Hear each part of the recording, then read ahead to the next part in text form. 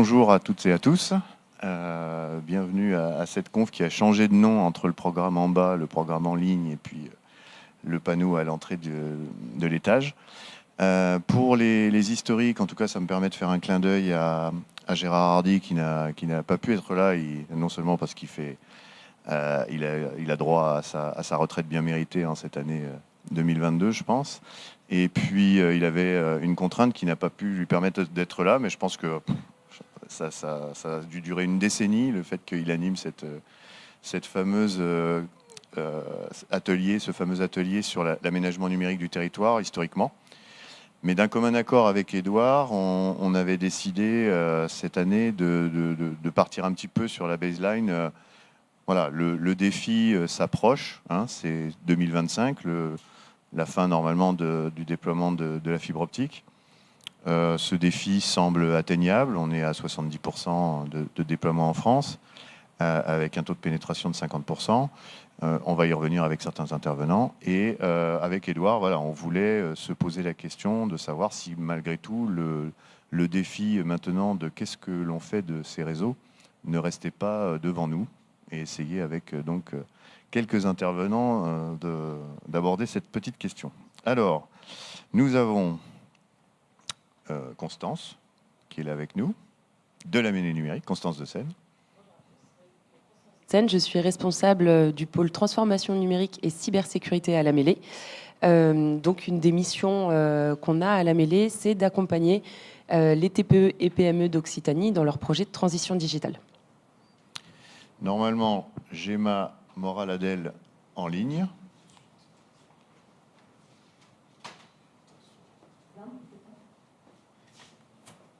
C'est là où normalement ça... Allô ? Ah oui, on entend. Oui. Bonjour.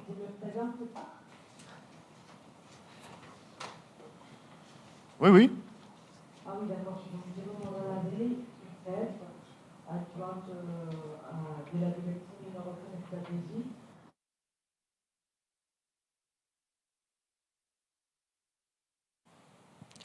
Alors, normalement, après, je passe à l'archevêque, mais il n'y en a pas. Donc, la Caisse des dépôts, Banque des territoires, Guillaume Petitjean. Bonjour à tous et à tous. Donc, je suis Guillaume Petitjean, je suis responsable thématique numérique et services à la Banque des territoires. Donc, Banque des territoires, un partenaire historique du déploiement de la fibre, puisque 60% des brins de fibre déployés aujourd'hui dans ce pays a été cofinancé par la Banque des territoires. Et le trait d'union aujourd'hui, c'est qu'on souhaite accompagner également les entreprises innovantes qui développent des usages à destination des territoires et de leurs acteurs. Au cas où. Et alors simplement Morgane et Yvon, si vous le voulez bien, vu que de toute façon les premières questions se seraient adressées à vous, vous pouvez enchaîner directement. C'est le point de vue de l'opérateur, le point de vue de la collectivité sur ce que je viens de dire en introduction, c'est-à-dire pour essayer de passer le reste de l'atelier sur le sujet des usages, de faire quand même un panorama de où est-ce qu'on en est sur le déploiement. Encore une fois, le point de vue de l'opérateur, le point de vue de la collectivité. On peut commencer par toi, Yvon. Merci, Pierre. Tout d'abord, bonjour à tous et à toutes. Merci, Pierre, de nous accueillir. Et puis, surtout, félicitations et merci à toute l'équipe d'Edouard Forzy, en tout cas pour cet événement. Donc, Yvon Caristan, Société XP Fibre. Nous sommes aujourd'hui le premier opérateur indépendant de France. Et nous avons, je dirais, à cœur de gérer le premier maillon de la chaîne de l'accès au très haut débit. Bien sûr sur la construction du réseau, en tout cas de l'infrastructure. Alors nous sommes dans cette mission rattaché à notre maison mère, le groupe Altis. Notre mission, c'est bien sûr de concevoir, de construire et d'exploiter les réseaux d'infrastructures fibres. Nous sommes aujourd'hui implantés sur l'ensemble du territoire national et également en Outre-mer. Nous avons notamment un challenge à horizon 2025, c'est de couvrir d'apporter et de déployer plus de 7 millions de prises. Alors, lorsqu'on parle de prises, ce sont des logements, des locaux d'entreprise, d'une manière générale. On parlera bien évidemment de l'Occitanie en particulier, mais c'est un enjeu majeur et aujourd'hui, je dirais, les choses sont plutôt bien engagées. Nous avons plusieurs types de territoires en déploiement. Nous avons d'abord des zones RIP, d'initiative publique. Nous avons également des territoires sur lesquels nous investissons 100% en fonds propres, les zones AMEL et les zones AMI. AMI signifiant appel à manifestation d'intention d'investissement. Bon, on ne va pas rentrer trop dans les détails des acronymes, mais en tout cas pour vous dire que le groupe Altis avec sa filiale XP Fibre aujourd'hui est l'acteur alternatif majeur sur les territoires. Alors parlons de l'Occitanie, parce qu'on est quand même ici dans notre région. Alors nous avons trois régions sur lesquelles nous investissons à 100%. Nous avons l'agglomération toulousaine avec un peu plus de 20 communes. Nous avons une petite agglomération dans le Tarn avec 14 communes. Également un territoire Montpellier Méditerranée en particulier. Et l'ensemble de ces territoires sur lesquels nous investissons à 100% en fonds propres représentent environ 270 000 prises logements. Ensuite, nous avons des zones DSP, de délégation de services publics, sur lesquelles nous intervenons. Il y en a une, bien sûr, dans le Tarn. Il y a le Gard et également l'Hérault. Et là, c'est un peu plus de 650 000 prises qui sont aujourd'hui déployées, qui sont à déployer en tout cas sur ces territoires. Nous devons répondre bien sûr à cette question, le fameux défi. Est-ce que nous serons prêts en 2025 ? Nous n'avons pas trop d'inquiétude à nous faire, pour deux raisons. C'est parce que nous sommes sur le marché de l'infrastructure fibre déjà depuis plusieurs années. Et pour vous donner deux chiffres, sur la région toulousaine, sur la vingtaine de communes que nous couvrons, qui représentent un peu plus de 110 000 prises, nous sommes à 95% de couverture. Donc là, nous allons bien évidemment terminer assez rapidement dans l'année qui vient. Nous sommes également plutôt bien engagés sur l'agglomération de Tarn, sur la communauté d'agglomération Castres-Mazamet, avec 93% de couverture. Donc ce sont des chiffres qui sont plutôt rassurants pour les utilisateurs et en tout cas pour les collectivités, parce que disons un mot des collectivités qui nous accueillent sur leur territoire, qui nous ouvrent leur territoire pour y implanter nos équipements, pour aussi rassurer les administrés, puisque les collectivités sont fortement sollicitées par leurs administrés et nous sommes à leur côté. D'ailleurs, ce sont nos partenaires principaux. Juste peut-être pour faire le lien avec Morgane, un petit mot sur les zones rurales, parce que là, tu as évoqué 2 agglomérations. Oui, alors sur les zones rurales, on est bien sûr sur à peu près 30 à 40% du territoire tarnais notamment. Nous sommes sur des zones rurales. Ce que l'on peut dire sur les zones rurales, c'est qu'elles sont, je dirais, un peu plus en attente que les zones urbaines, simplement parce que les distances sont plus longues, les logements sont en secteur diffus, et on le sait, la DSL...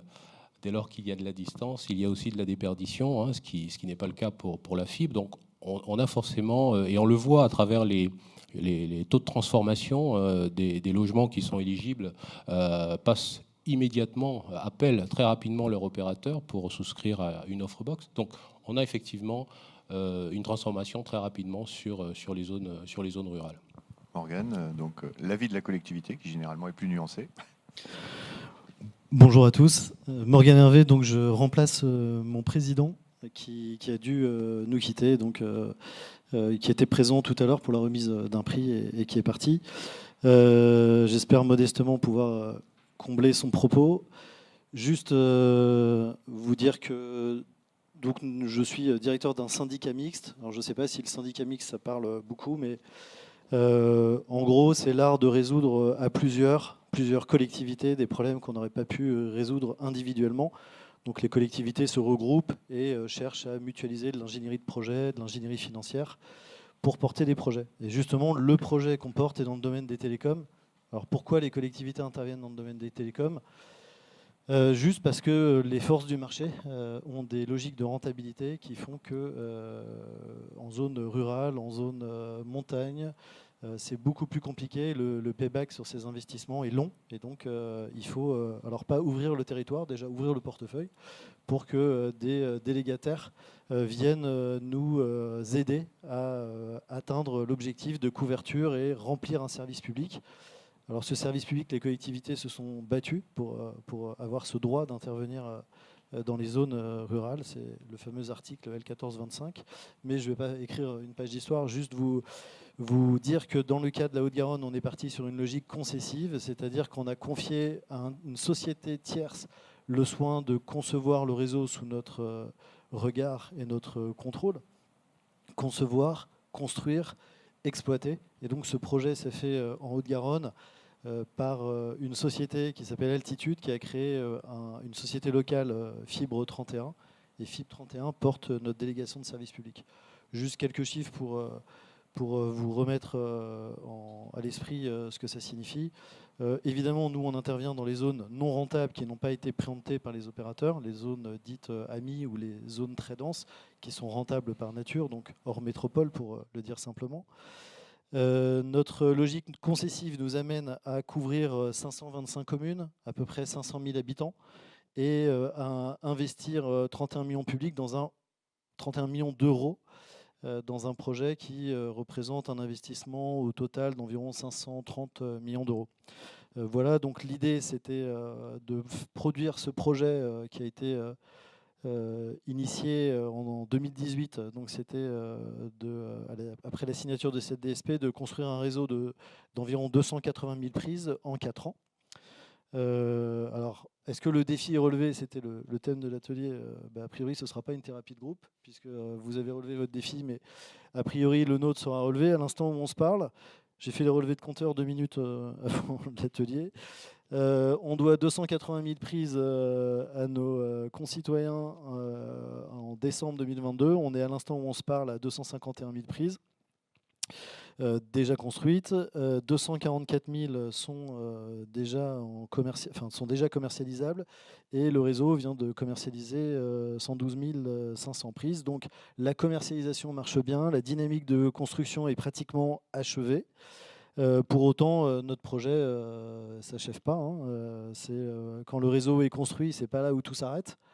Il va falloir au contraire en assurer la résilience, pour un thème un peu à la mode, mais c'est surtout la sécurité, la continuité de service. De plus en plus, ces réseaux portent des services critiques, et donc ces services critiques imposent de la continuité. Donc après avoir construit, il faut bien sûr le sécuriser, et évidemment, on est tous en train d'accompagner le programme de décommissionnement du cuivre, qui sera probablement un des plus gros projets de la décennie dans le domaine des télécoms. Et évidemment, on veut rentrer de plein pied dans l'ère des usages. Voilà. Merci Morgane. Oui, donc voilà, le but c'était d'essayer de balayer trop rapidement, certainement, ce sujet des infrastructures, mais on va, pour la demi-heure qui nous reste, les 3 quarts d'heure qui nous restent, faire comme si en 2025 tout était parfait. Oui. Je voudrais juste rajouter un point qui est important, que nous vivons aujourd'hui, notamment sur les zones rurales. Le défi, certes, il sera atteint. En revanche, l'exercice reste difficile et complexe, parfois sur certaines zones. Nous rencontrons également, bien évidemment, notre mission, c'est d'abord, bien évidemment, d'amener un accès à proximité de chaque logement pour que les administrés puissent souscrire ensuite à une offre de service et bien évidemment au contenu qui leur est proposé. Mais nous devons également, je dirais, gérer des complexités, notamment liées au territoire et surtout parfois à l'absence d'infrastructures. Ça, c'est un vrai sujet en ce moment. Ça veut dire que, certes, on y sera, mais il y a encore beaucoup à faire, et notamment à construire de toutes pièces de nouvelles infrastructures, parce qu'elles sont soit vieillissantes, soit absentes, purement et simplement. Et ça, c'est un gros défi. Vous avez parlé d'ouvrir le porte-monnaie. On y est. On est en plein sur le sujet. Voilà. Bon. Il fallait le souligner. Le défi sera atteint, mais il reste encore. Oui, il y a le disclaimer. Il y a le disclaimer qui va avec. Donc maintenant que le disclaimer a été dit, on va partir du principe que ce sera fait. Mais pour autant, le défi des usages, lui, semble devant nous. Et ce n'est pas juste une affirmation comme ça, une incantation, c'est que, bon, d'abord, tout simplement, la première des appropriations, c'est le taux de commercialisation effective, effectif. Et on a vu dans les derniers chiffres de l'ARCEP un premier tassement pour la première fois. C'est pas que ça ralentit, c'est que ça accélère moins que précédemment, mais c'est quand même une première.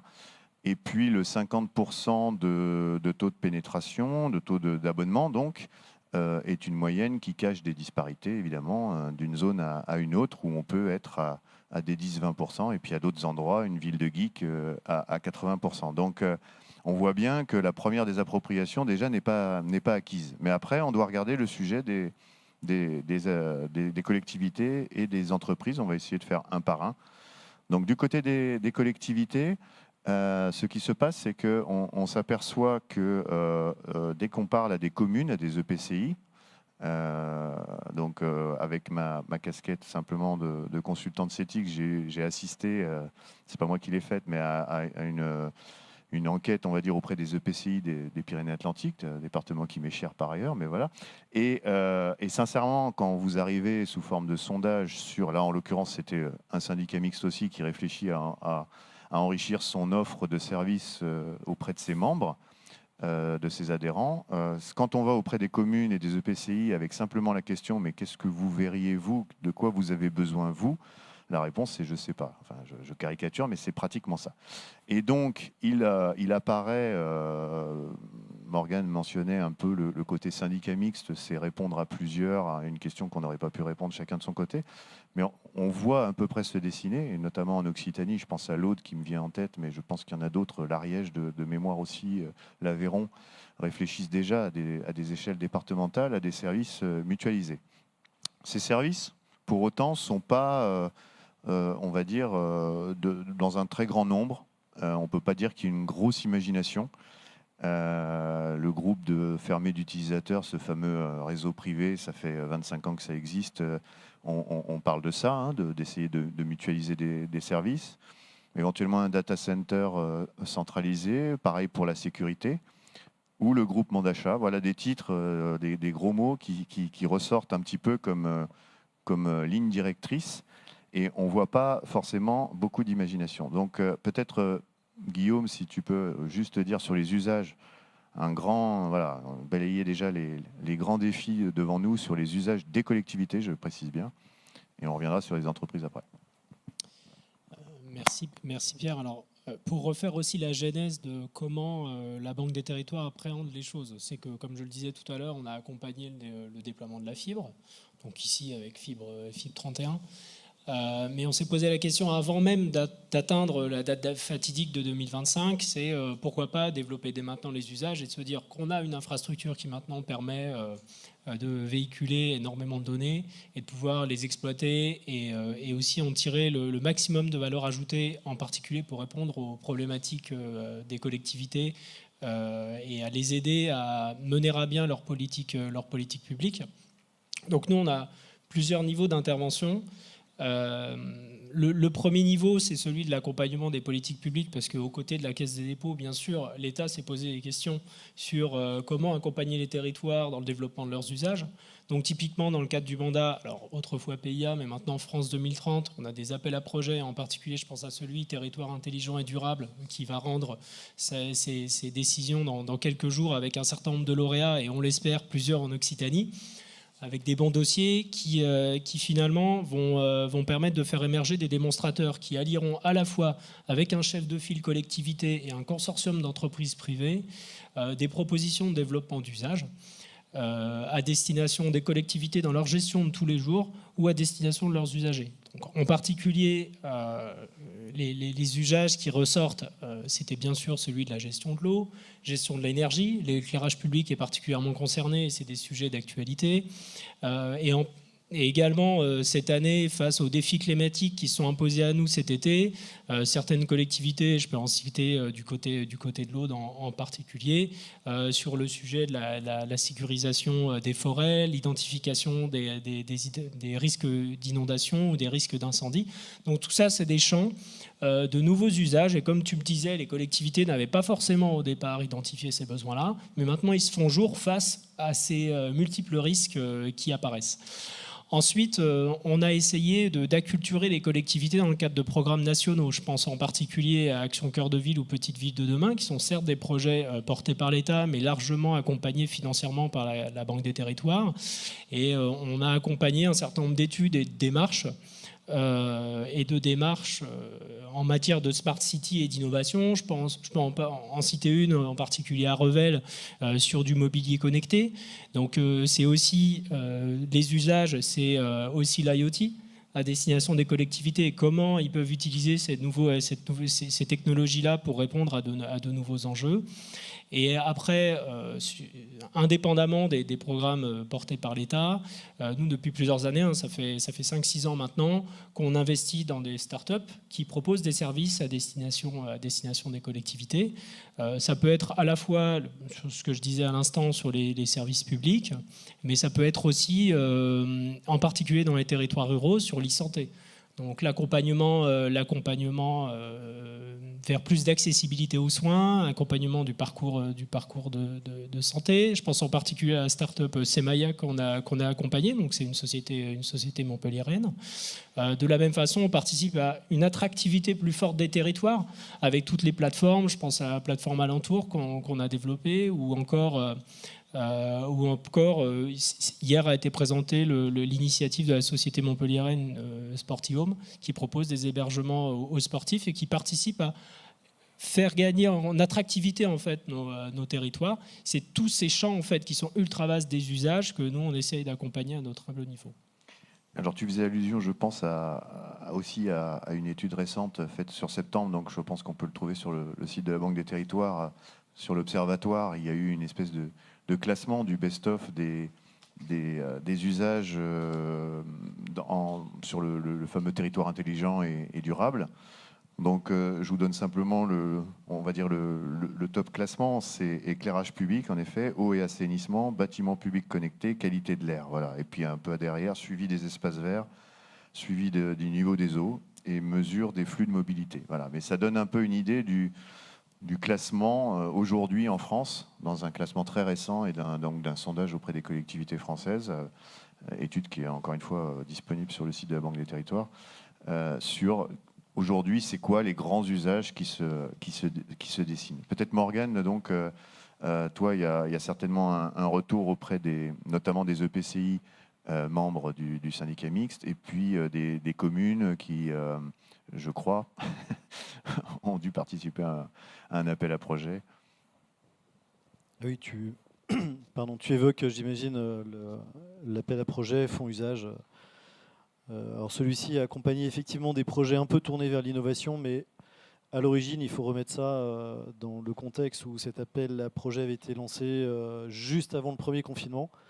Et ce premier confinement nous a rappelé un problème qu'on croyait réglé et qui ne se règle pas, qui parfois même s'amplifie indépendamment de critères générationnels, qui est la fracture numérique. Et on a constaté que 17 millions de personnes sont encore éloignées de l'usage des technologies. Donc une grosse partie de ce fonds qui a accompagné 52 projets pour à peu près 1 million d'euros a été tournée vers des problématiques d'accompagnement, sensibilisation, comme on le découvre assez régulièrement, et d'ailleurs qui s'est inscrit dans une démarche qui est portée d'ailleurs aussi par la mêlée et aussi à l'échelle régionale dans le cadre de RINOC. Donc ça c'est plutôt un sujet qui a été ponctuel et qui nous a amené à intervenir, mais à côté de ça on a une réflexion plus large et plus structurée, comme évidemment on est à l'heure d'une certaine rationalisation des modes projet et aussi de l'investissement public. Évidemment, on essaye de s'organiser. Comme le numérique est une compétence extrêmement transversale, on est potentiellement plusieurs à intervenir avec des concours d'intervention. Donc l'idée a été plutôt de s'organiser autour d'une feuille de route numérique départementale qui est en cours de rédaction, qui va nous permettre de répartir et de prioriser des actions entre le conseil départemental, entre Haute-Garonne Ingénierie et entre Haute-Garonne Numérique. Autour de plusieurs axes. Alors, le premier, c'est combler, parce qu'on a parlé de territoires ruraux.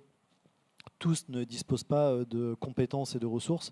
Alors évidemment, je me doute qu'en tant que consultant, tu seras prêt à les accompagner. Mais nous, on parlait de mutualisation de ressources plutôt durables pour répondre à des problématiques qui ne vont pas se résoudre avec juste une étude. Notamment la maîtrise des données, répondre aux enjeux de la RGPD, répondre aux problématiques qui sont vraiment aujourd'hui, qui cristallisent beaucoup autour de la cybersécurité. Donc il y a déjà un travail de sensibilisation et comblé. Toutes les communes n'ont pas un RSSI, toutes les communes n'ont pas une DSI. Donc l'idée, c'est de mettre ensemble des ressources en commun pour proposer à ceux qui n'en ont pas des ressources mutualisées. Et mutualiser, c'est aussi factoriser certains investissements.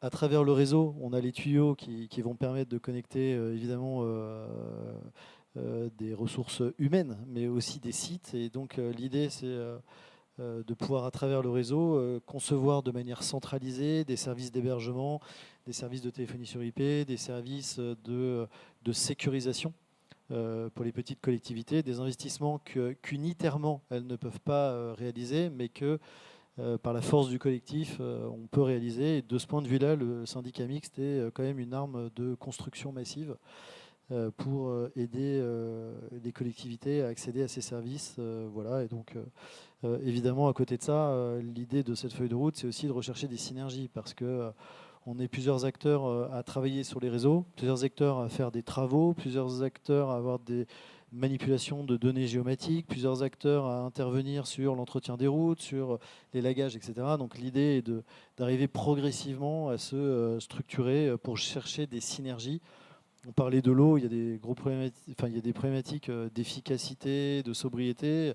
L'énergie, on parle de résilience, mais notre réseau fibre ne sera pas grand-chose s'il est exposé à des risques et à une continuité de production d'énergie. Donc voilà, il y a des synergies à trouver. Peut-être juste pour finir sur les collectivités et passer aux entreprises, Yvon, si dans les collectivités plus rurales du Tarn, qu'est-ce qui remonte enfin, Alors, ce que l'on peut dire, en tout cas en ce qui concerne notre mission, je dirais les usages, avant de parler des usages, il faut amener bien sûr le très haut débit partout. Donc ça, c'est notre première mission. Et à partir de là, on regarde qui a accès et qui est exclu. Alors, c'est vrai que ce qui ressort des premières demandes des communes, mais qui n'est pas forcément prévu dans le plan de déploiement, c'est bien sûr un accès à tous les équipements publics, et notamment autour de la vidéosurveillance, de la vidéoprotection. Aujourd'hui, les plans de déploiement de la FIM ne prévoient pas systématiquement des points d'accès partout, sur les points stratégiques des communes. Donc ça, c'est un vrai sujet sur lequel nous devons travailler, peut-être développer. Beaucoup également de communes nous demandent, je dirais, de pouvoir accéder à plusieurs accès sur un site donné. Ça veut dire que derrière, elles souhaitent développer des VPN entre leurs différents sites pour amener du service d'abord à leurs collaborateurs et ensuite à leurs administrés.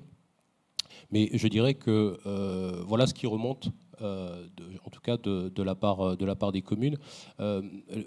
Plus largement, le sujet des usages, on le voit à travers le taux de transformation de nos fibres, de nos accès. C'est un taux qui est bien évidemment très important et qui est exponentiel parce que les enjeux et également les différentes contraintes à la fois autour des déplacements, de la mobilité font que les personnes veulent rester chez elles, développer des activités à la fois professionnelles mais également privées donc à l'intérieur de leur logement. Donc il y a toute une série de nouvelles activités qui vont forcément arriver et des demandes avec. Justement, pour aller dans ton sens, parce qu'on voit bien que finalement, c'était déjà vrai voilà, il y a plus de 20 ans avec la DSL, on se posait la question de comment faire décoller le taux de pénétration, et donc c'était pareil pour la 5G, on pourrait parler de la même façon, de l'identification de cette fameuse killing application qui ferait décoller. Et au final, on s'aperçoit que c'est l'usage basique qui l'emporte, notamment avec l'usage du télétravail et de la visio et des services en ligne qui poussent les gens à avoir une connexion. Et pour passer aux entreprises, juste en propos introductif, une autre étude, pareil, de septembre, Infranum et Covage. Donc, pareil, c'est disponible en ligne. Et quand on regarde là aussi le classement, donc cette fois, c'est les usages justifiant le recours à la fibre optique pour les entreprises. Je vous laisse juge vous-même. Donc, utiliser Internet plus rapidement, pouvoir échanger des fichiers plus volumineux, utilisation de logiciels en mode SaaS, bon, c'est déjà un peu mieux, et faire des visios. Voilà, c'est le top 4. Bon, ça en dit long. Vous n'avez pas vu de numérisation des procédés de fabrication, ni même e-commerce. Enfin bon, bref. Donc, j'ai demandé à Constance de venir parce que je connais bien ce programme de Transfonum et tu l'as animé pendant que voilà, jusqu'à ce que ça s'arrête. Tu nous donneras les perspectives après, mais moi, ce que je voulais, c'était que tu nous remontes un petit peu justement en allant au-devant des entreprises d'Occitanie sous forme d'appel à projet ou en tout cas de les accompagner. Comment tu as ressenti justement ce niveau de maturité chez les entreprises d'Occitanie? Bonjour à tous. Alors nous, à la Mêlée, on a beaucoup travaillé avec la région sur cet appel à projet qui s'appelle Transition numérique et cybersécurité, qui s'est clôturé au mois de décembre 2021. Et on avait vraiment pour mission, nous, d'accompagner les plus petites structures, les plus petites entreprises d'Occitanie dans leur projet de transition digitale. Alors pour les accompagner, on avait en amont créé un diagnostic en ligne pour mesurer finalement le niveau de maturité numérique des entreprises et pour pouvoir ensuite leur proposer les accompagnements les plus adaptés à leurs besoins avec les meilleurs experts sur le sujet. Bon, alors concrètement, au tout début, on s'est vraiment rendu compte que les besoins qu'on avait, c'était des besoins vraiment très basiques. Donc, comment mieux communiquer sur les réseaux sociaux. On n'était pas du tout sur les sujets qu'on avait envisagés, comme la cybersécurité, comme le traitement de données ou encore revoir toute l'organisation de l'entreprise. On était vraiment sur des sujets de base pour l'entreprise. C'est là qu'on a lancé du coup avec la Mêlée et d'autres partenaires sur les territoires des événements pour aller sensibiliser les entreprises aux enjeux de la transformation numérique. Et du coup, nous aussi, une grosse mission qu'on a à la Mêlée, ça va être de sensibiliser ces entreprises et de leur expliquer tous les avantages finalement de passer ce cap vers la transition numérique de l'entreprise pour optimiser son temps, optimiser ses données, et tout sécuriser ses process également. Enfin, il y a vraiment beaucoup de choses derrière la transformation numérique et nous, on est vraiment là pour aller sensibiliser les entreprises et leur proposer des accompagnements les plus adaptés. Mais c'est vrai que dans un premier temps, les premières sollicitations qu'on avait, c'était pas du tout ce à quoi on s'attendait. Donc c'est le moment de la question piège du coup. Enfin, je ne sais pas si ça vous titille pas, mais moi du coup j'ai envie de demander à Gemma si la SNCF a entamé sa transformation numérique. Comme ça peut donner le témoignage d'une grande entreprise en tout cas. On va dire, ou tout autre bâtiment qui nécessite de la connectivité. En particulier, je m'adresse aux technicentres. En France, nous avons les technicentres, on les appelle les centres où les agents font les opérations de maintenance des trains. On en a plus de 40 technicentres de typologies différentes, avec des besoins différents, répartis par toute la France.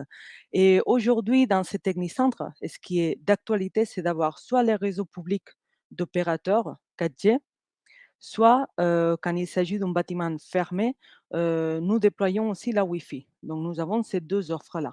C'est dans notre catalogue. On sait gérer tout ce qui est les devices, les cartes SIM et déployer ça. Sauf que ces deux types de connectivité aujourd'hui, elles sont insatisfaisantes pour les besoins déjà actuels que je vais vous citer et pour les cas d'usage futurs. Donc, nous nous lançons sur la construction d'une offre plutôt 5G privée. Nous pensons que c'est le futur pour l'industrie 4.0.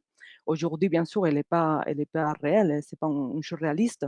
On est en format dans l'innovation et stratégie, plus un format projet, des projets financés par la BPI, par DGE, qui nous permettent de tester ça et de déployer des réseaux 5G privés avec des partenaires. Par exemple, nous avons lancé le projet Living Lab 5G à Rennes. Désolée parce que ça va être à notre terrain de jeu et pas dans l'Occitanie pour l'instant.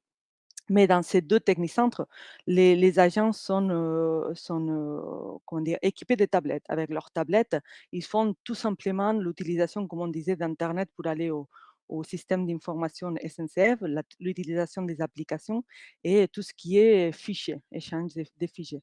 Aujourd'hui, cet même usage qui est assez simpliste, si on a envie de dire, et il est pas satisfait soit dans les réseaux, publics, quand on est dans des technicentres de maintenance avec un environnement ferroviaire, l'outdoor, l'indoor, on est parfois dans les opérations dans les trains, donc les réseaux ne passent pas.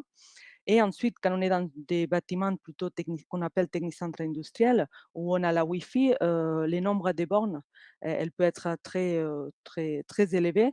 Et pour la mobilité, les nombres d'utilisations qui sont les nombres des agents au même temps qui se connectent, dans une technicentre industrielle, par exemple, on peut en avoir des 200 jusqu'à plus des agents. Et l'utilisation, donc, cette technologie n'est pas pertinente. Et donc, avec ces projets-là, nous allons déjà répondre aux 4 besoins top 4 que vous avez cités. C'est vrai que je me suis sentie très identifiée pour les besoins, les irritants actuels. Mais après, sur les cas d'usage futurs, bien entendu, quand on laisse les agents s'exprimer sur leurs besoins, tout simplement, ils aimeraient avoir via leur tablette l'état des outils, la localisation des outils dans toute la superficie qui est souvent très grande, où ils ne savent pas où ils l'ont rangé, le suivi des pièces qu'on répare pour les trains. On aimerait aussi, bien entendu, tous les cas d'usage liés aux IoT, que bien sûr, en 2025, normalement, la 5G devrait proposer ça dans les commerces, tout ce qui est bas débit. Et ensuite, bien entendu, des choses plus exotiques qui vont arriver et qui sont nécessaires, comme tout ce qui est la télémaintenance, la téléassistance avec peut-être de la réalité augmentée, faire la formation à distance avec de la réalité virtuelle et tas d'autres usages. Je pourrais faire une liste plus exhaustive si les besoins se nécessitent, qui nous ont exprimé les technicentres quand on se projette dans le futur et cette utilisation de la 5G, bien entendu privée en bande 2.6 ou 3.8 pour ceux qui savent et qui sont au courant de ce qu'on fait avec l'ARCEP aujourd'hui. Alors, bon, c'est intéressant parce que bon, finalement, donc c'était à la fois le développement en interne, on a entendu les besoins exprimés par les salariés de la SNCF et les techniciens.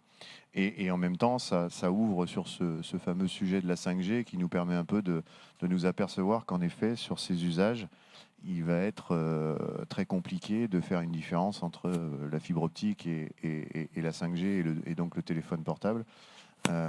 Parce que bah voilà, l'usage va faire un peu fi du réseau ou du device utilisé, de l'équipement utilisé pour l'usage. Et donc, l'utilisateur final, qu'il soit professionnel ou particulier, va plutôt tendance à s'en foutre complètement et à juste vouloir que ça fonctionne, que le service fonctionne. Est-ce qu'il y a éventuellement des questions, limite même techniques, déjà, sur les interventions qui ont eu lieu? Non? Sur les 15 000 personnes en ligne, personne non plus? Bon. Donc, est-ce que quelqu'un veut rajouter quelque chose sur les territoires connectés, sujet tous vraiment juste abordé par Gemma?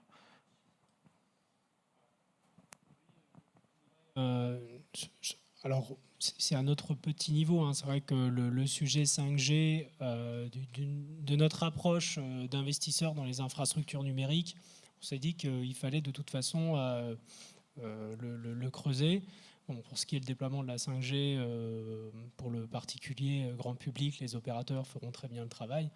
En revanche, toute la question, c'était de savoir comment faire émerger finalement le recours par les entreprises, c'est ce que vous disiez à l'instant, de ces nouvelles technologies. Donc si on reprend une statistique qui date du mois de mai, il y a Tactis qui a réalisé un livre blanc sur la 5G qui indiquait qu'en 2021, les solutions de réseau 4G, 5G représentent à peine 5% en fait, de la réponse aux besoins des entreprises. Donc ça reste encore très très limité et que nous aujourd'hui, Caisse des Dépôts, Banque des Territoires, on s'intéresse en particulier à expérimenter avec des industriels des réseaux privatifs 5G, que ce soit certes avec les industriels, je pense la SNCF ou d'autres, j'ai ArcelorMittal en tête aussi, mais aussi des opérateurs, forcément, parce qu'ils ont cette maîtrise technique. Donc cette réflexion autour de la 5G, quel modèle économique il peut y avoir sur le réseau privatif?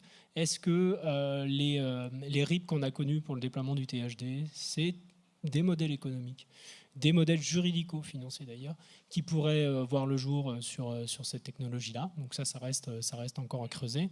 Et un point qui me paraît essentiel aussi, et ça fait la jointure avec les collectivités, c'est que je pense que le déploiement de ces technologies-là, et puis bien sûr de leurs usages, mais qui sont très particuliers au secteur d'activité dans lesquels les entreprises interviennent, c'est que les collectivités territoriales peuvent jouer ce rôle d'entraîneurs, de créateurs de dynamique, de fédérateurs, de mutualisateurs autour d'une stratégie d'aménagement numérique des territoires et aussi de la montée en compétences des différents acteurs économiques.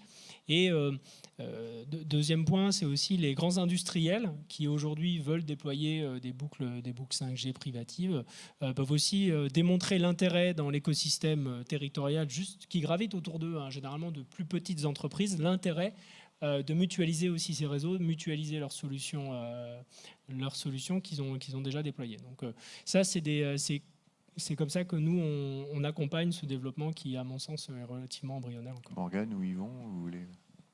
Alors, à travers les synergies que j'évoquais entre les autres syndicats de réseau, eau, gestionnaires de déchets, ELEC, il me semble qu'il y a le numérique pourrait être la glu pour essayer de réfléchir à optimiser, être plus efficace, peut-être améliorer la sobriété. Il y a sans doute des axes importants. Le problème qu'on a, c'est que j'ai aucun mal à comprendre, si ce n'est que les intégrateurs, les équipementiers, parfois ne suivent pas, même quand un protocole est standardisé. Mais je comprends très vite le retour sur investissement, l'intérêt pour des grands industriels, Airbus, la SNCF, d'avoir des réseaux privatifs. Et on voit bien, on imagine bien comment ça irrigue tous les process de l'entreprise. Pour les collectivités, en fait, pour l'instant, on est passé du gadget à un cimetière de techno et beaucoup de métropoles maintenant commencent à se réapproprier ces technologies-là dans leurs process et je pense que à ce titre-là, Toulouse Métropole a des projets et une vision intéressante de ce qui peut être imaginé. Des réseaux IoT, en fait, il en existe partout, dans tous les départements. Ça fait très très longtemps que les conseils départementaux gèrent un patrimoine immobilier énorme et ont mis en place de la GTB, de la GTC depuis fort longtemps. La question est qu'est-ce qui est factorisable, qu'est-ce qu'on peut mutualiser. La problématique qu'il y a aujourd'hui, c'est qu'on fait encore rentrer des ronds dans les carrés. Donc il y a une logique d'offre avec des industriels qui nous disent prenez ça. Et on a des collectivités qui imaginent des services et qui se disent c'est super, on va avoir une rentabilité d'en faire. Et en fait, aujourd'hui, l'équation, elle n'est pas encore là. Et du coup, j'espère que les intersections se feront peut-être entre des projets métropolitains et des projets ruraux. Parce que je vois mal comment on peut, même en agrégeant des projets ruraux, c'est pas en connectant les points d'apport volontaire qu'on va en une fois arriver à réduire peut-être un peu l'empreinte carbone, un peu optimiser les circuits, mais s'il faut faire revenir quelqu'un tous les 3 jours pour remettre un capteur en place, il peut coûter 2 euros, mais ça va pas changer grand-chose. Et puis il faudrait aussi que du coup les industriels apprennent à décoder les logiques comptables des collectivités pour comprendre qu'on est dans des modèles plus build que des logiques de run avec des coûts, des coûts de fonctionnement qui explosent. Voilà, donc il reste encore à faire pour que le rendez-vous de la IoT ne soit pas un rendez-vous manqué. Moi, je voudrais redonner la parole à Gemma. C'est sur l'exemple de la SNCF. Je pense qu'on peut voir toute la subtilité, alors si ce n'est de la 5G, au moins de toutes les techno-radios. Je pense que vous avez très bien brossé le portrait de la 5G industrielle, au sens où à l'intérieur d'un technocentre, comment utiliser ça pour numériser les process ou localiser les outils ou les machines et automatiser peut-être. Donc ça, c'est l'usage industriel. Et puis, la SNCF cumule l'usage radio de l'enjeu de circulation et des communications train-sol. Et puis, pour finir, parce que évidemment ça ne s'arrête pas là, il faut en plus que l'usager dans son train soit content d'avoir demain la 5G. Donc on voit finalement à l'échelle de la SNCF ce qu'on va vivre aussi à l'échelle d'un territoire, c'est-à-dire le bâtiment, finalement aussi la mobilité, et puis le grand public, l'usage final de l'utilisateur final. Si vous avez un petit mot à dire sur ça. Oui, oui, effectivement, c'est une façon de résumer qu'à SNCF, finalement, on a tout le spectre des types des usages, depuis les grands publics dans les gares, où on peut avoir des usages voilà, très infotainment et des choses même culturelles aussi, on imagine à des choses, ou même des espaces de coworking avec un projet qu'on va lancer sur les comptoirs numériques. Après, on a tout l'aspect ferroviaire, sécuritaire, aujourd'hui porté par la deuxième génération, la 2G, et qui va être standardisée à la 5G, mais aussi l'utilisation des réseaux publics, multi-opérateurs d'ailleurs, pour donner aux voyageurs une confortabilité des voyages. Donc, effectivement, nous avons tout le spectre comme je disais, jusqu'à maintenant, on va dire, la SNCF, les usages industriels, on ne les avait pas trop évoqués. On parlait soit du monde ferroviaire, tout ce qui est sur les réseaux ferrés, tout ce qui est critique, voilà, avec SNCF Réseau qui est bien le gestionnaire d'infrastructure de ça, et avec les communications sur le bord critique, et ensuite tout le monde client. Et entre les deux, il y avait un gap. Et depuis quelques années, les besoins industriels sont petit à petit venus dans les groupes de travail à SNCF. On est nombreux à y travailler, et aujourd'hui, on a cette évolution vers on va dire, on fait d'abord un diagnostic de ce qui se passe, que j'ai déjà cité à mon introduction, et ensuite on explore cette 5G privée pour amener des réponses, surtout avec voilà, beaucoup d'accompagnement et beaucoup d'écoute pour les agents qui sont sur le terrain. Et c'est eux qui finalement vont utiliser tous ces nouveaux outils qui viendront pas demain, ça c'est sûr. Mais aujourd'hui, on est au stade de prouver ça sur le terrain, mais qui viendra sûrement dans quelques années. Et c'est voilà, c'est tous ces voyages qu'on démarre depuis 2021 pour ce qui concerne les besoins industriels. Merci Gemma. Donc peut-être pour conclure, Mr. Larsen. Donc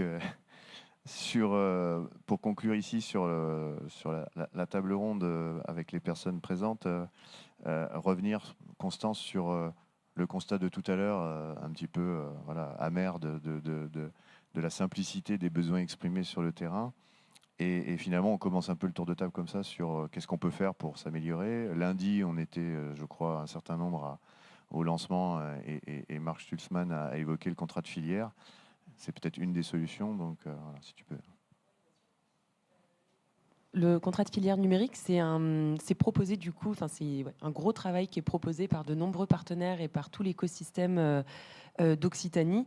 Et la mission de ce contrat de filière, ça va être d'aller encore plus loin que cette opération, donc transformation numérique et cybersécurité, qui a été proposée du coup pendant 3 ans par la région Occitanie. Et là, c'est d'aller encore plus loin, mais cette fois-ci de cibler vraiment des actions très spécifiques pour les entreprises. Donc aujourd'hui, on ressort donc 3 grands types d'activités qui sont toutes les activités autour du Green IT, le numérique plus responsable, autour du traitement de la donnée, mais aussi et surtout autour de la cybersécurité, qui est une grosse problématique pour les entreprises. Donc voilà, on attend des nouvelles de ce contrat de filière numérique qui devrait être signé à la fin de l'année, et du coup bientôt plus d'infos pour les entreprises début 2023. Donc après, j'ai envie de demander à Yvon, parce que bon, tu évoquais tout à l'heure des taux de pénétration élevés, mais bon, malgré tout, c'est pas 100%. Donc j'imagine que vous aussi, en tant que commercialisateur de ces réseaux, vous avez intérêt à ce qu'il y ait le plus d'usage possible pour susciter le plus d'abonnements possible. Donc, Bien sûr, nous ne construisons pas les réseaux pour qu'ils restent vides, hein. Donc c'est vrai que ça fait partie de nos missions d'ailleurs, hein. On a parlé de construction, de conception, d'exploitation et de maintenance, mais c'est aussi la commercialisation de réseaux in fine. Alors c'est vrai que je ne sais pas si vous savez quel est le premier usage que les particuliers font dès lors qu'ils ont accès à un accès à une box fibre. Et qui sont les premiers bénéficiaires en fait de ce très haut débit à la maison, eh bien malheureusement ce sont les GAFA. Voilà, ça veut dire que le streaming, les contenus vidéo sont les premiers, ceux qui proposent ces contenus sont les premiers à bénéficier, je dirais, du déploiement de la fibre sur nos territoires. Bon, voilà, c'est comme ça. Il y a tout un débat sur savoir comment les faire payer aussi une partie de ces investissements. Donc ça, c'est un sujet. Donc, s'agissant je dirais, des débits et des technologies en général, nous, notre métier, c'est d'apporter justement ces accès.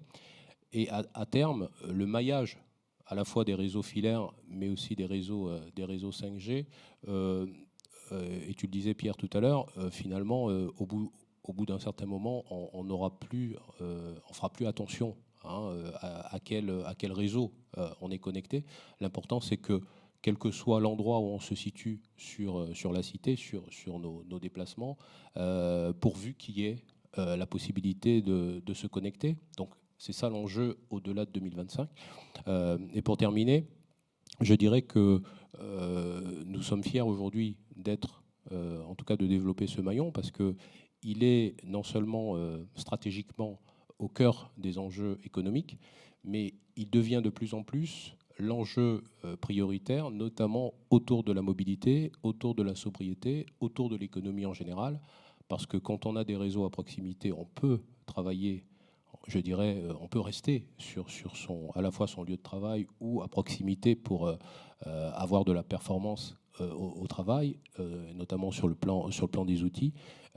Et c'est tout autant, je dirais, de bénéfices en termes je dirais, d'économie sur la mobilité, sur le temps des trajets. Donc aujourd'hui, les collectivités abordent ces sujets-là, et on sent que la demande est assez prégnante, parce que au-delà de l'aménagement numérique du territoire, c'est aussi l'aménagement je dirais, immobilier des territoires. On a des territoires qui se repeuplent, des commerçants qui je dirais, réinvestissent les différentes communes isolées. Et ça, c'est une satisfaction pour nous.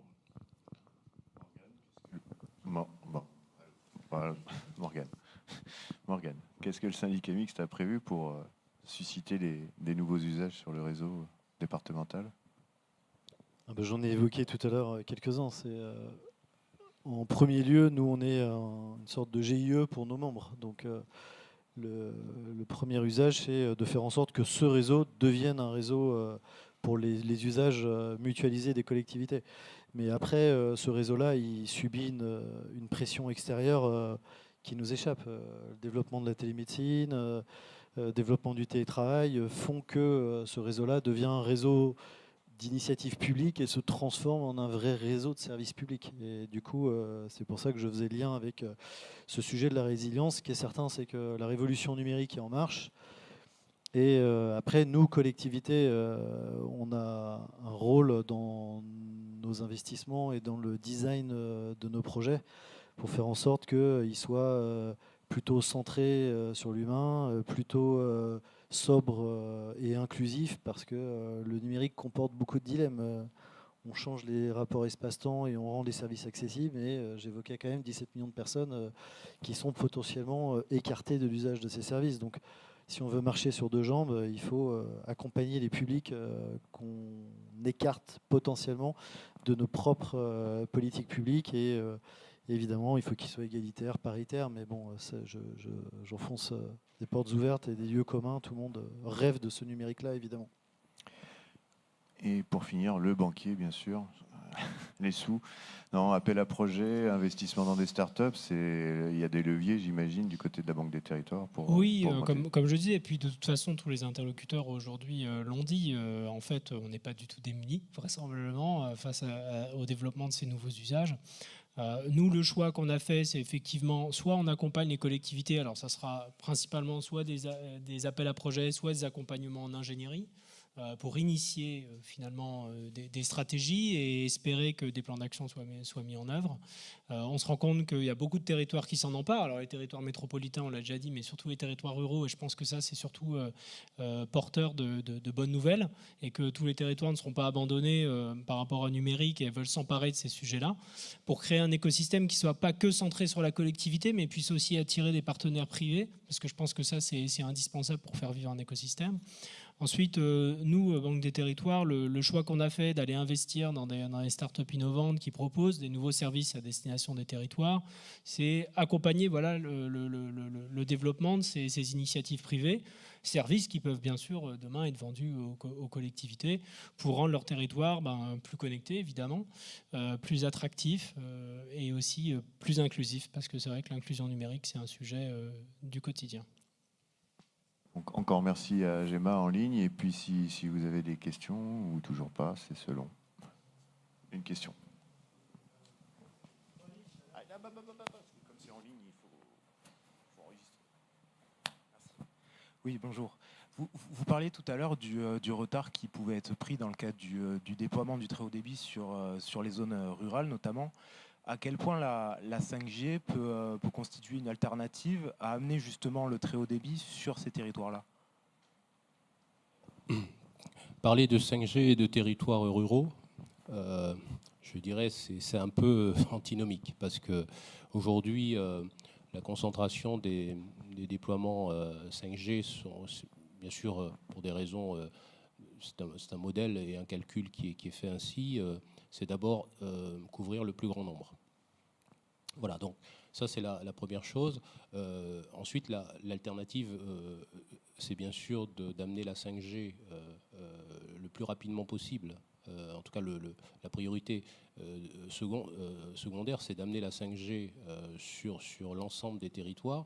Et le travail qui est fait aujourd'hui, c'est d'identifier très rapidement d'abord les zones blanches, parce que figurez-vous qu'on parle de la 5G, mais il y a encore des territoires qui n'ont même pas la 4G, voire la 4G+. Voilà, donc il y a toute une course d'abord pour rattraper le retard sur un certain nombre de territoires et ensuite venir, bien sûr, compléter le réseau avec le très haut débit 5G. Mais la priorité pour le moment, c'est d'être au rendez-vous des zones les plus denses. Alors, point de vue en fait, le pari, c'est le meilleur débit. Et aujourd'hui, le meilleur débit pour tout le monde, c'est la fibre. Donc, notre stratégie, c'est la fibre partout et pour tous. Mais évidemment, il y a sans doute des logiques industrielles qui font qu'il y a des problèmes de rentabilité. C'est pour ça que la collectivité supplée les limites du marché.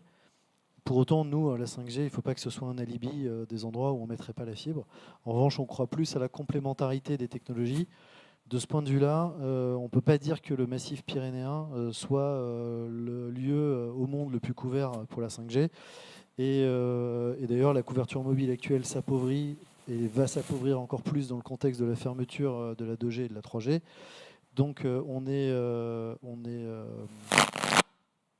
on est vigilant à ce que des investissements se fassent. Et d'ailleurs, des investissements devraient se faire puisqu'il se trouve que l'État a une politique qu'il estime efficace et on espère qu'elle le sera. Puisqu'il a abandonné environ 3 à 5 milliards de recettes auprès des opérateurs mobiles en échange d'engagements de couverture. Et on espère que ces engagements seront tenus. Et donc, on est entré, je parle pour le syndicat mixte, justement, dans une équipe projet dédiée à la partie du massif pyrénéen pour combler, et dès maintenant, les problématiques de couverture 5G. Donc, les collectivités sont déjà bien intégrées là-dedans, aux côtés de l'État et des opérateurs, pour trouver des solutions. Mais de toute façon, pour la 5G, il faut s'appuyer sur un backbone pour libérer les débits. Et de toute façon, il faut aller connecter les backbones en fibre. Enfin, les backbones seront en fibre pour aller connecter et désaturer le trafic des 5G. Donc, il n'y a pas d'opposition entre les deux. Mais effectivement, ça peut être un nouvel enjeu de fracture. Et il n'est pas hypothétique, il est même déjà actuel. Et c'est pourquoi on essaie de s'investir dès maintenant pour éviter qu'on industrialise des zones blanches. On préfère que ce soit la couverture. On prend l'antenne, donc il est 45, on va devoir laisser s'il n'y a plus de questions. Et puis sinon, on peut les prendre après.